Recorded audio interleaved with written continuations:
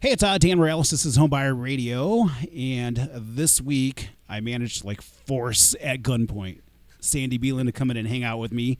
Sandi is a realtor in the greater Holland area that we do some business with, and whenever I run across a really good agent that does a really good job for their clients, I love to try to partner with them when I can. It's a good partnership where we both have the opportunity to work with our clients. But welcome to the podcast. Thank you. So Sandi is, this is your first time doing a podcast, right? Yes, it is. Okay.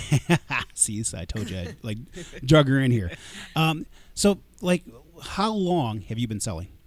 I've been in the real estate business for 7 years now. 7 years? Okay. So what got you into real estate? I was at a dead-end job that I had been in for a long time and got bored. And years ago when I was in college, I was an assistant to a realtor. And actually, my fiance brought up the idea about real estate would be a great business for me, so I looked into it, and I was sold.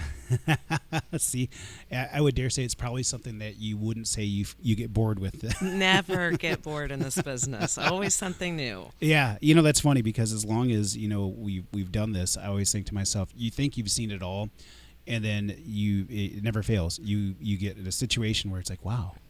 Absolutely. There's something thrown at me on a daily basis. It's kind of funny because before we started to record this podcast, we were talking about a client of ours that just had some really unique circumstances, and we're really there to help provide solutions for clients, right? One of the things I've talked about in the podcast a lot is you get people who work with agents that are inexperienced. They don't know what they're doing, right. and a lot of times they can't provide a solution to them because they don't know what they don't know. Exactly. What would you say is probably one of the biggest things that you see, that trips people up when they're looking to buy a house? Probably first-time home buyers and not knowing the process and how to get themselves in the right financial situation in order to make that move. Yeah, they don't understand what's involved as part of it.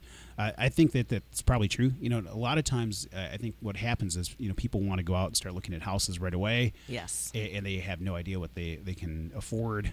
Right. And I made that mistake early on in the business of showing anybody and everybody anything they wanted to see, but I learned my lesson fast. And now I try to sit down with them and explain the whole process so that they're fully prepared in what they're getting into before we start looking. Yeah, because it's about education, right? Because Correct. a lot of times, these guys, they don't know what they don't know. Right. And if you have an agent that doesn't have experience, they don't know what they don't know. Right. So it's kind of like the blind leading the blind. Exactly. And I think part of the challenge too is we've seen this huge influx of new agents that have come in. Oh yes. Or they do it part-time, and it's not really their full-time gig, so they're not really committed to it yet. They're kind of testing the waters to see if they can make it a full-time gig. Right. And I think that for you as an agent probably poses some problems too when you get to deal with those people as part of a transaction. Yes. I know we just had another client that we were working with that he originally got connected with an agent that was less experienced, and I was pushing him hard to get connected with you. And I think he wanted to write an offer, but you have a process, right? You're like, hey, I've got to go Yes. through, see the house. Maybe talk about when you go through houses with clients, what are you guys looking at? What kind of research do you do behind the scenes to really make sure that the client's paying an accurate price or not overpaying and good stuff like that? I think, first of all, it's important for your agent to go through the house with you because your agent is going to see things in a different light than you as a buyer would. I might notice, something as simple as the roof is looks bad, it's going to need to be replaced, or the furnace looks old, or I may sense water in the basement, even though the seller's disclosure states that there never was water in the basement. Things of that nature. It's just good to have a second eye. But then I also like to look at the background on the house. The last time it was sold, what it sold for, any improvements that the current owner has done since that time, as well as run comps for other houses that are comparable to make sure that they're going to offer the right price. Yep, because what you're looking at, just for those of you who are listening, what comps are just comparable properties that have sold. So you're looking at things that are similar to what the folks are buying that have recently sold, so you can try to pin an accurate number on it. Yes, that's right. What do you think? Like, in a lot of markets in the country, we have these really hot markets where you get multiple offers, where there's 5-10 offers immediately and stuff like that. Representing both sellers and buyers, maybe talk a little bit about, how do you try to help navigate through that? You're like, that's a loaded question, Dan. Yeah, and our market here in the Holland-Zeeland area is just that. It's a hot market. Oh. One of the biggest challenges we as buyers agents have found is that there's a lack of inventory. Many sellers that have thought about selling are hesitant to do that because they know that and they're scared they're not going to find anything. From a buyer's standpoint, when there's multiple offers, the listing agent always asks for best and highest offer. What I ask my buyers to do all the time is, I don't want you to be uncomfortable in what you're offering just to get the house. Yeah. What are you willing to pay, and what do you think it's worth? Yep. And then we strategize from there. And from a seller standpoint, yes, we have a lack of inventory. However, there's always a way to give a seller time if they decide to list. You're seeing it all the time. Seller has this many days to find home of choice, etc. Yep. And if you get to that point and they still haven't found anything, you can always renegotiate with the buyer. Do we extend it? Do they walk away? And we start all over again. Yep. So a lot of it comes back to the experience of the agent, right? Correct. And how to craft, let's say, that offer. Yes. So it's a win-win. Because is it fair to say that the highest offer doesn't always win? That is very fair, yes. Because sometimes it's the flexibilities that are built into the contract. Yep. It's the terms that the client's offering. Correct. And sometimes it can be, stuff like, I think, correct me if I'm wrong, but I believe that sometimes who the other agent is can have an impact on whether or not an offer is accepted, Absolutely. as well as who the lender is, on that deal as well too. Absolutely. I know that we recently had in the Grand Rapids market with an agent I work with, we beat a cash offer. You don't normally beat a cash offer, but our offer was better than theirs. We had the financing terms, but. Mm-hmm. The other agent knew both the agent and me and trusted, hey, you Felt guys will get it done. comfortable. Yeah. Right. And her seller benefited because of that. Absolutely. I run into that frequently with newer clients that have been pre-approved. I always ask who the lender is. Yep. That's number one. And if it's someone that I may not trust as much, Yep. I always suggest that they reach out to another lender Yep. just to open up their options. And I give lender information such as Dan's information because I trust Dan. I know the transaction will go smoothly to them and recommend that they call them. Yep. And that's important because I think the experience of, like the client, I'm like, hey, you have to work with Sandi because this other person you talk to, I have no idea who they are. Right. And you're going against, a seller's agent who is very seasoned, very experienced.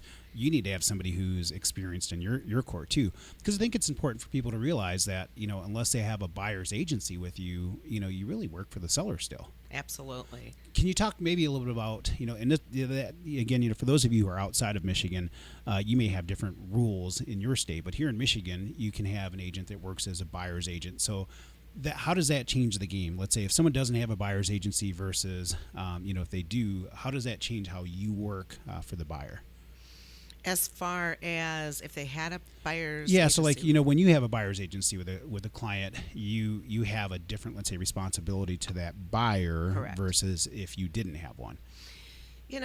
It's a comfort level, I think, for a lot of buyers. And I try to read my clients. I think it's important to have a buyer's agency intact, of course, because that person's then committed to working with you. Yep. And it gives you more of a commitment to making sure that they're taken care of. Yep. However, I've also worked with people that I don't yet have a buyer's agency, but there's enough trust between us Yep. that we continue to work together. And I have a fiduciary responsibility to my buyers, period. Yep. I have to make sure they're looking at the correct houses, paying the right amount. So either side, I'm still going to take care of my client. You're always going to look out for their best interest, which is awesome because, I can tell you there's plenty of agents out there that don't take that mindset.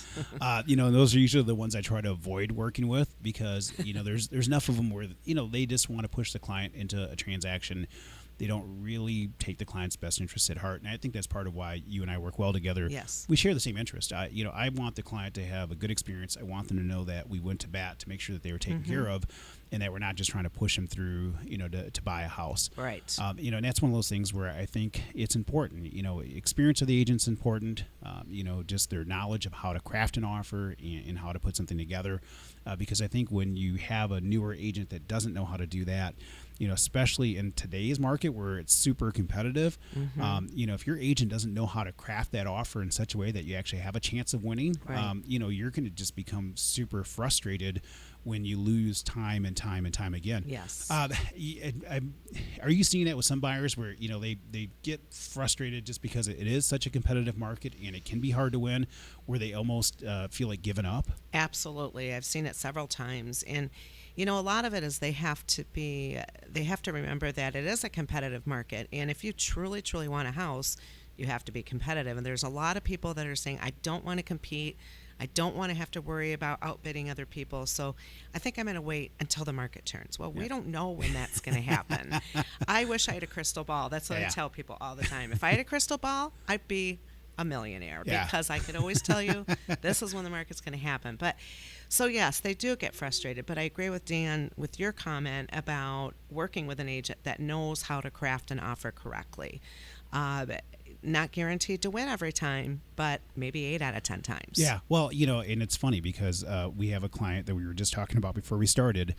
I met with her maybe 2 weeks ago, and in about a week or so, she had an accepted offer. Yes. And I kind of cracked a joke with her when she came back in. I'm like, you're like the rare one. Like, like I just met with you like last week and you got an offer accepted already. Yep. I'm like, I've got clients that have been pre-approved for a year that haven't been able to find something to buy, right? That's so true.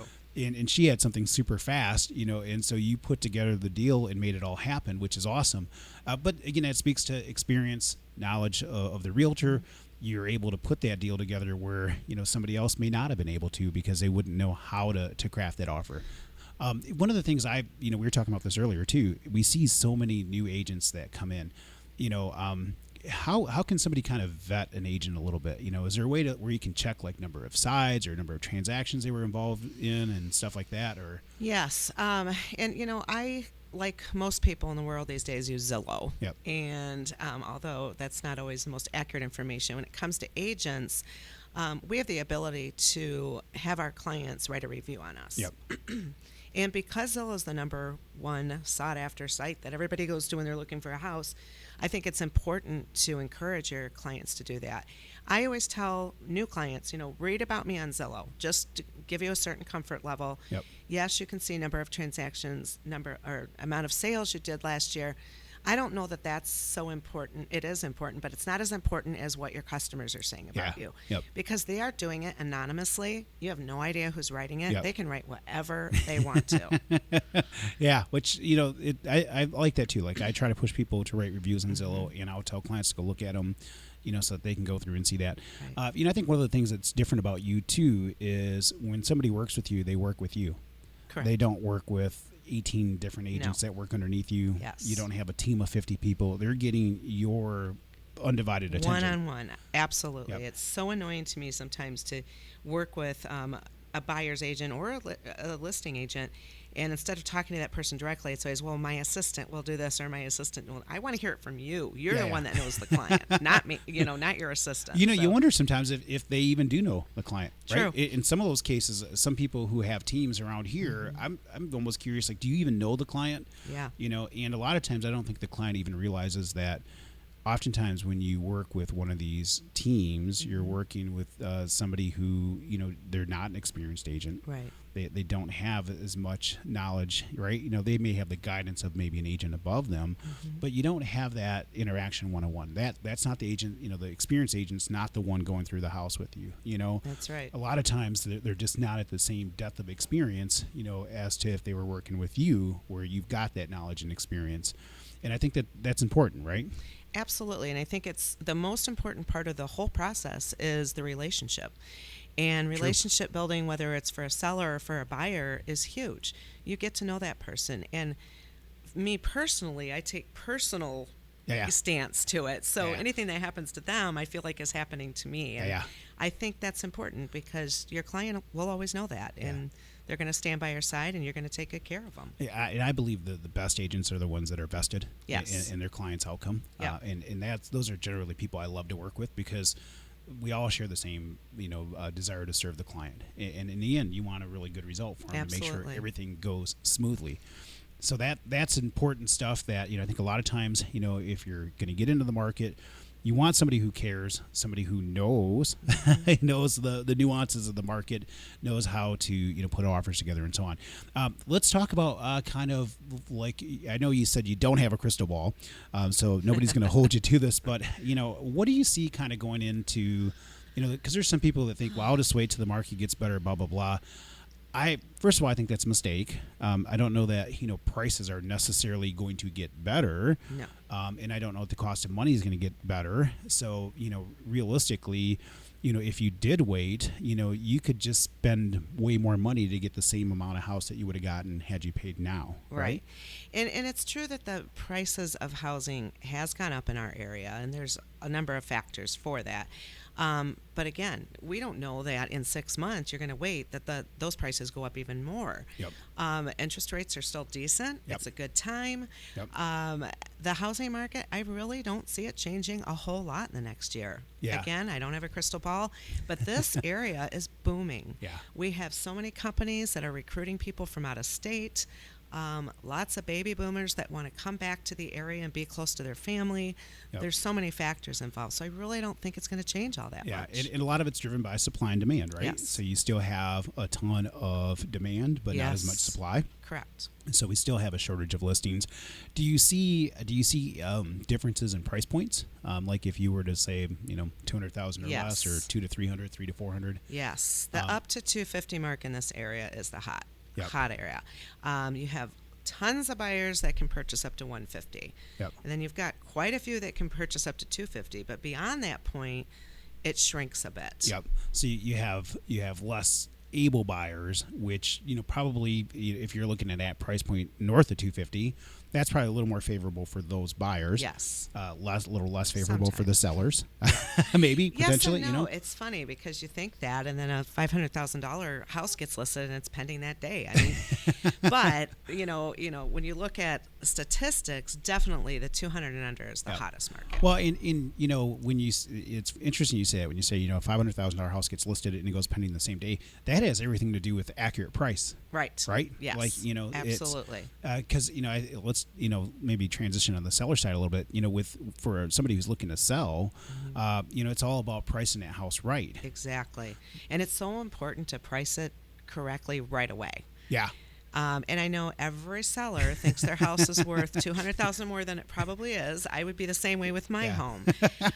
But you really need to listen to your agent and look at the comparables that they come up with so that you know you're pricing it correctly. Yep. And that, again, comes back to experience, right? Mm-hmm. If your agent doesn't know what the comparables are, doesn't know the fine nuances of, let's say, your particular area or market, then it's difficult for them to be able to accurately price your house. And if you overprice the house, there's a real risk or danger in doing that. Because you could burn the market up. Where it sits out there now, people think there's something wrong with it. You start doing price reductions, and because buyers do look at how long the house has been on the market. They always do, and the longer it's been on the market, the harder it is to sell. Yeah, and that's, again, goes back to experience. You got to have somebody that knows what they're doing, how to price a house accurately. If your agent is so new that they don't have that experience, they're going to cut their teeth at your expense. Or an agent from out of the area. Mm-hmm. I've seen that a lot lately, and they really don't know our market well enough. So it's important that you're really familiar with our market. You have to have somebody who works this market and knows it and can price it accurately versus somebody who's coming from maybe a neighboring market where they picture things similar to what they are there, and it's different. Here in the we're in the greater Holland market. I do a lot in Grand Rapids too, but they're different markets. Yes, two different markets, and there's different nuances to each one. So if you bring a realtor, from, let's say, Grand Rapids into Holland, they may not have that knowledge of this market to be able to price it accurately, and vice versa, right? Like it goes both ways there. So cool. So how do people get in touch with you? Well, you can email me or give me a call. My phone number is 616-218-4398. My email is Sandi with an I at ReMax-Lakeshore.com. Well, thank you for coming in and Thank hanging you out for with having me. I appreciate it. We'll do this again. I appreciate just the knowledge that you bring to the table and what you do for your clients and the opportunity we have to partner with you. My name is Dan Moralez. My NMLS number is 709-729. You can find me online at danmoralez.com, DANMORALEZ.com, or you can email me at dan@danmoralez.com. Hey, thanks for listening. And, of course, Northpointe Bank is an equal housing lender. Have a good one.